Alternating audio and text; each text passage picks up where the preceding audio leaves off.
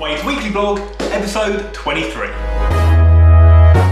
Monday night, just going out with Dad. We're going to Wiz Beach in March. We've got the data cabinet to collect and some desks for the new offices. Right, we've just got back and we've got a van load of stuff. So we've got a massive data cabinet, which looking at it, probably isn't going to fit in the room, so we've got to measure that up tomorrow. And then we've got 4 desks and a load of drawers. Let's get started.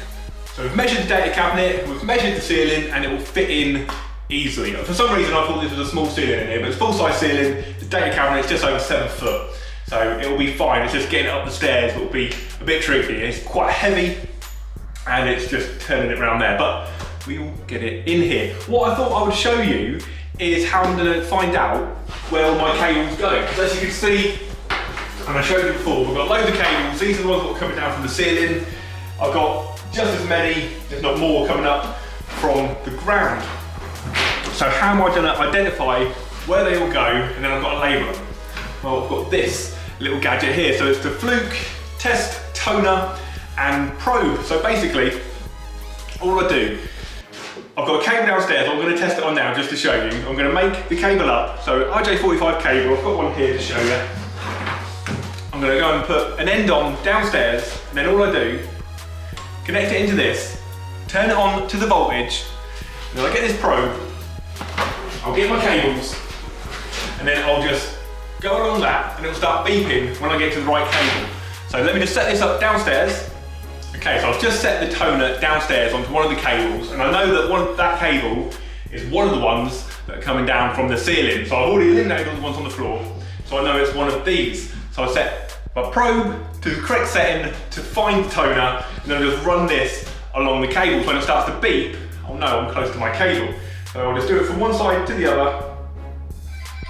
Right, we'll start to beep there. So if I just drop all them cables, that's already eliminated all them. Separate these out a little bit, and then we'll run it along again. It will go until it beeps. I now know it's one of these 4. I'll just do them one at a time. So it's not that one. Or it could be that one. Let me just separate them a bit. There we go. It's much louder on this one, so I know for sure that that is my cable.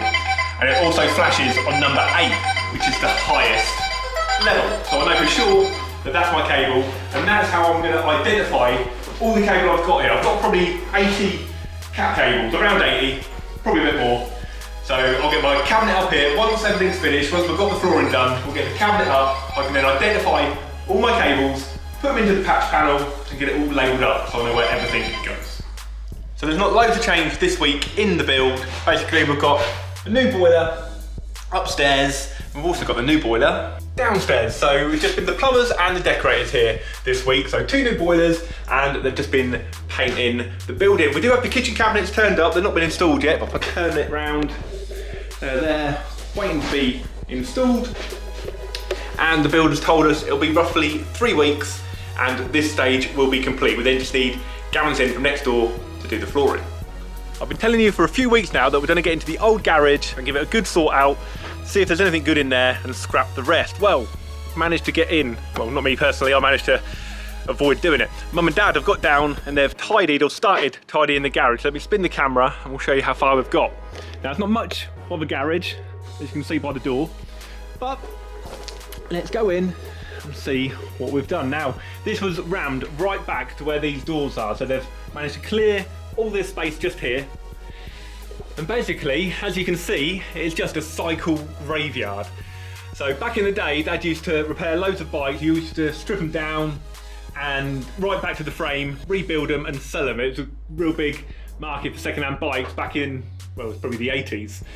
But we had the space, so we just kept storing them even when the second-hand market died.